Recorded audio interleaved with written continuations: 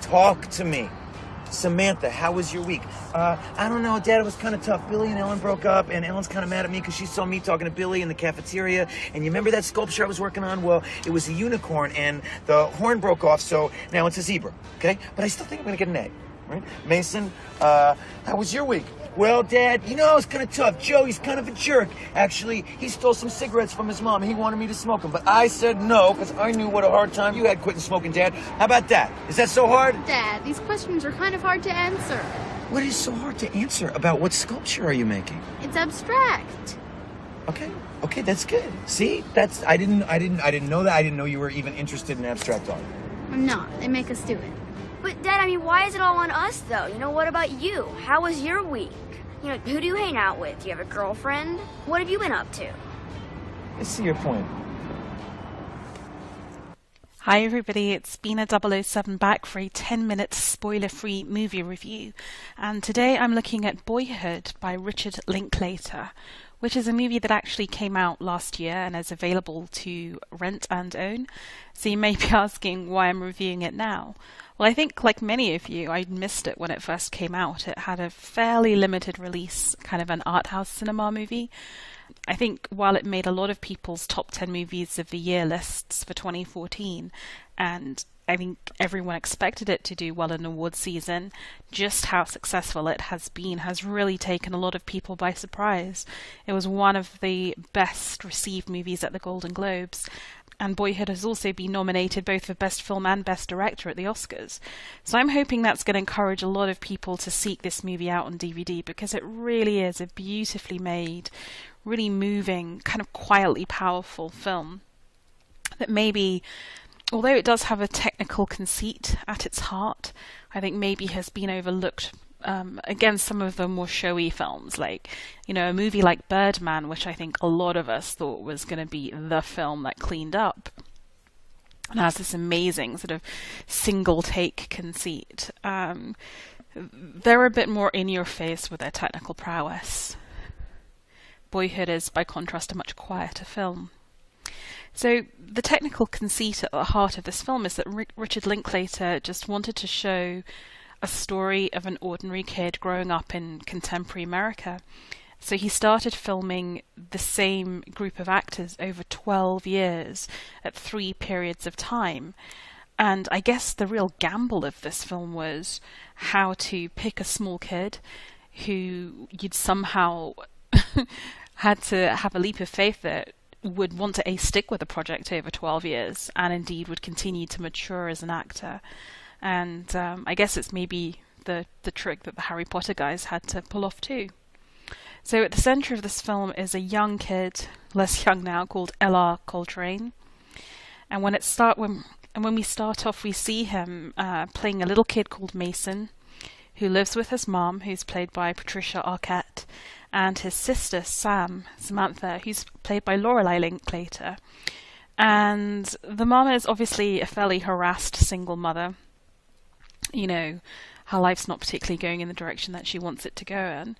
And she's contrasted against this incredibly charismatic father who's played by Ethan Hawke. And, you know, as is sometimes the case in these situations, the father, because he's not there every day, seems more, you know, glamorous in a way, and he sort of breezes into town, takes the kids for a cool date, sort of bowling, and, you know, but it's evident that he really is quite infantilized. I mean, he's still living the life of a sort of boho bloke with his guitars and his scrungy roommate, but he's not really a responsible dad in any way, shape, sense or form.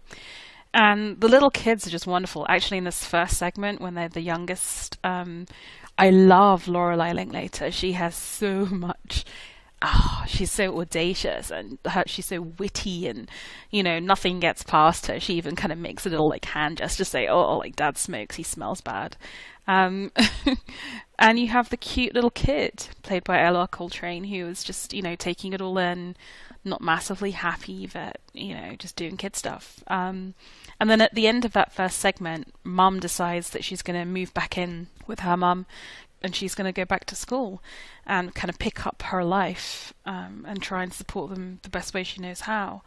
And somewhat worryingly, at the end of that segment, you see her, I guess, being asked out by her college professor as she goes back to school.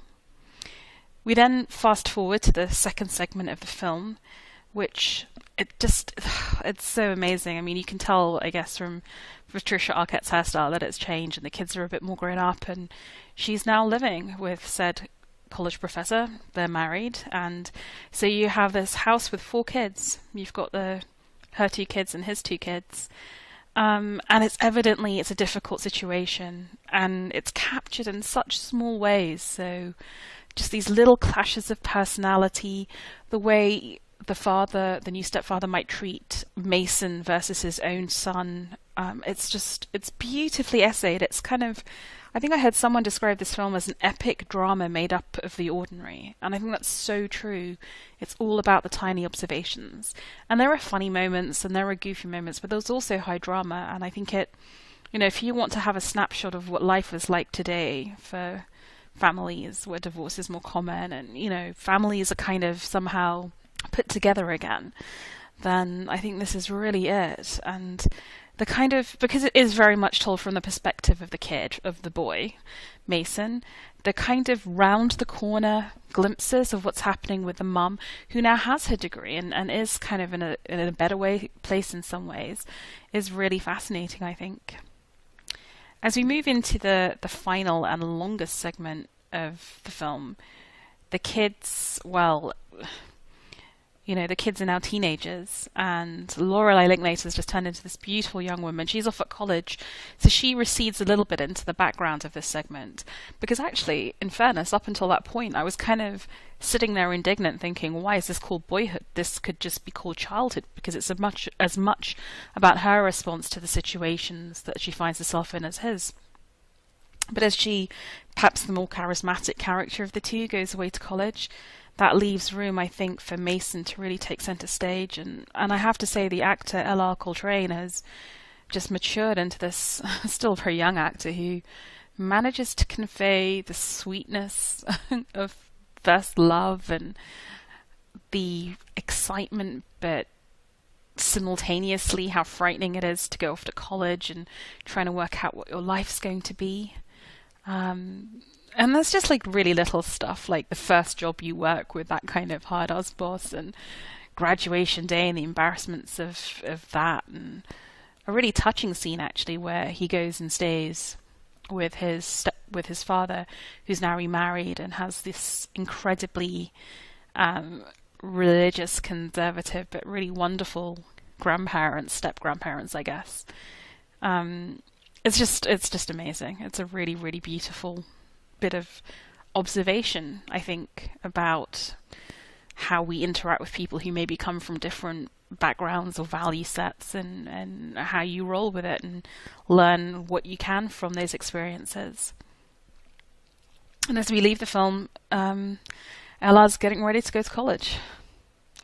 So as we leave the film, Mason's getting ready to go to college, and I guess you see the mum, dealing with the fact that both of her kids are leaving her and she's getting old, and it's so real, it's so authentic. Watching this film, just even the childhood situations of what it was like to be in a school where you didn't know anyone, or when everything seemed unfair because you didn't understand why your parents were doing what they did, or when you just knew something. It all seems so relatable, and I think that's maybe why so many people have connected to this film on such a visceral level, because it's a bit like Toy Story, right? Toy Story is basically about a dad and a son, Toy Story 3, and I think everyone connects with that.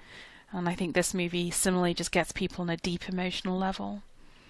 The other thing I want to say about this film, I mean, it's beautifully acted, beautifully shot.